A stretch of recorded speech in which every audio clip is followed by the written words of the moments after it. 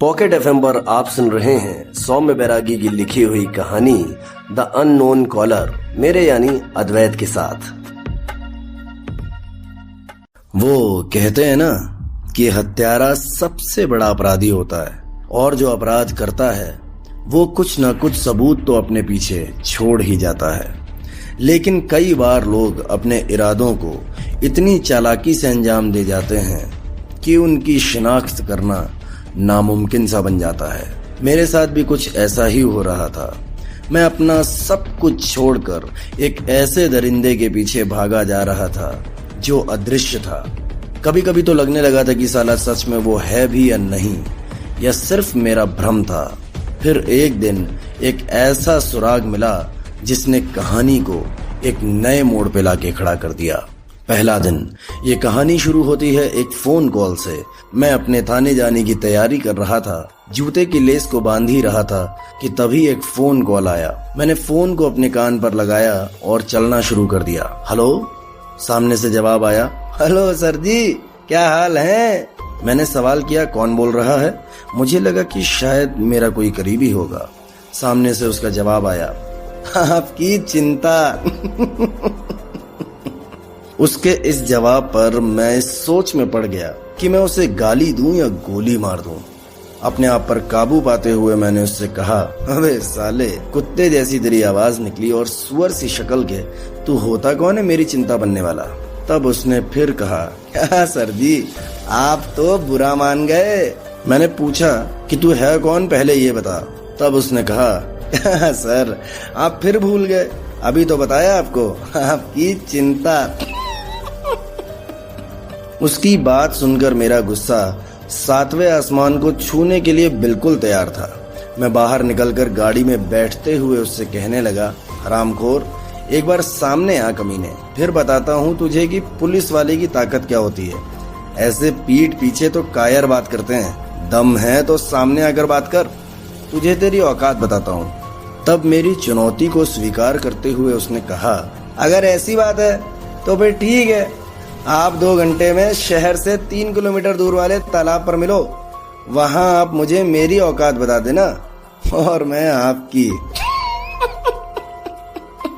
उसकी हंसी मेरे कानों को बार बार यह संकेत दे रही थी कि मैं उसे ऐसी मार मारूं जिससे वह ना तो जी पाए और ना ही मर पाए।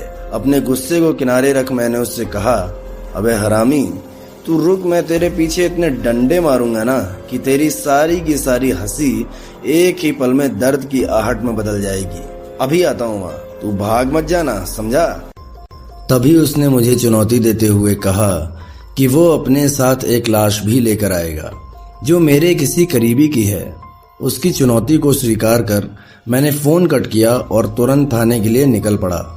उसके लाश शब्द बोलते ही मेरी चिंता और भी ज्यादा बढ़ने लगी थी।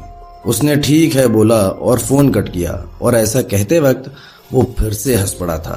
उसकी हंसी बार बार मेरे कानों में चुभी ही जा रही थी। मैंने भी गुस्से में फोन कट किया और थाने पहुंचा। मुझे देखते ही मेरे जूनियर खड़े होकर मुझे जय हिंद की सलामी देने लगे। मैंने भी जय हिंद बोला और सीधे केबिन में जाकर अपनी कुर्सी पर बैठ गया। फिर मैंने सब इंस्पेक्टर आनंद केलकर को बुलाया और उसे एक फोन नंबर ट्रेस करने को कहा। उसने नंबर लिया और मैंने उसे जाने का इशारा किया। उसके जाते ही मेरे फोन की घंटी फिर से बजी। अनजान नंबर से आए उस फोन को थोड़ा सोचते हुए मैंने उठाया और बोला, हेलो, हाँ जी कहिए। तब सामने से एक आदमी ने घबराते हुए कहा, हेलो सर मैं जय बोल रहा हूँ, यहाँ पुराने बस स्टैंड के पीछे वाले कच्चे रोड से। यहाँ एक लाश पड़ी है, आप जल्दी से आ जाइए। ठीक है, हम अभी पहुँचते हैं। फिर मैं खड़ा हुआ और अपने सिर पर कैप पहनकर केबिन से बाहर गया। केलकर को फौरन अपने साथ चलने को कहते हुए एएसआई मंडलोई को वहीं पर रहने का बोल दिया।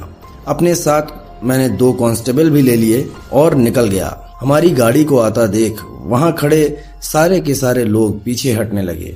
मैं गाड़ी से उतरा और लाश की तरफ बढ़ने लगा। सभी लोग मुझे ऐसे देख रहे थे जैसे मैं कोई नायक हूं वहां का।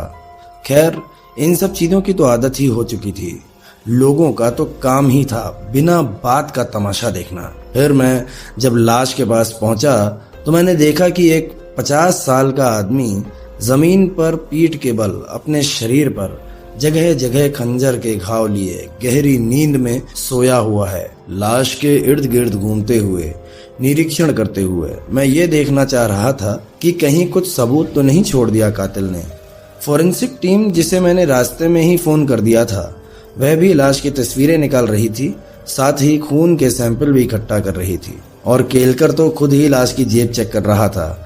मुझे उम्मीद थी कि मुझे इस आदमी का नाम तो पता ही चल जाएगा, और वैसा ही हुआ। केलकर ने मुझे पर्स दिखाते हुए कहा, सर ये देखिए, पर्स में कुछ पैसे रखे हैं और साथ ही इसमें इसका नाम और पता भी दे रखा है, ये लीजिए।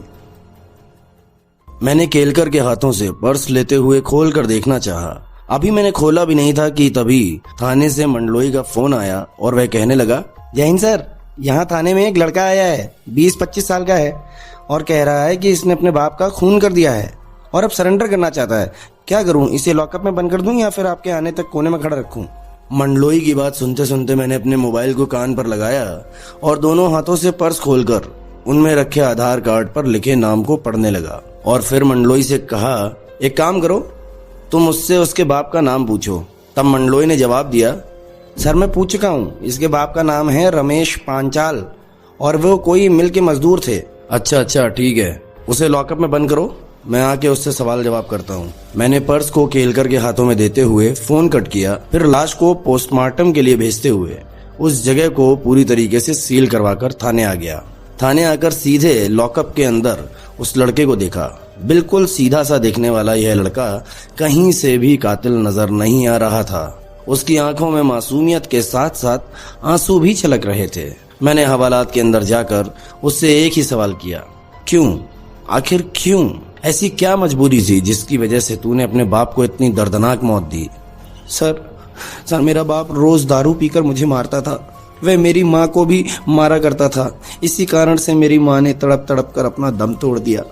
मेरे बाप के लिए मैं खाना बनाता था, उसके मैले कपड़े भी अपने हाथों से धोता, लेकिन वह तो इतनी भी कदर के लायक नहीं था। उसे मेरी कोई भी चिंता नहीं थी। रोज के 40 रुपए देकर वह मुझे मेरी जिंदगी जीने को कहता था। ऐसी जिंदगी से तो अच्छा है कि मैं उम्र भर जेल में रहूं। और फिर इतना कहने के बाद में वह फूट फूट कर रोने लगा। तूने उसको मारा कैसे और जंगल में उसकी लाश को कैसे ले गया? कहानी के नए मोड़ को जानेंगे अगले एपिसोड में। तब तक के लिए स्टे ट्यून्ड।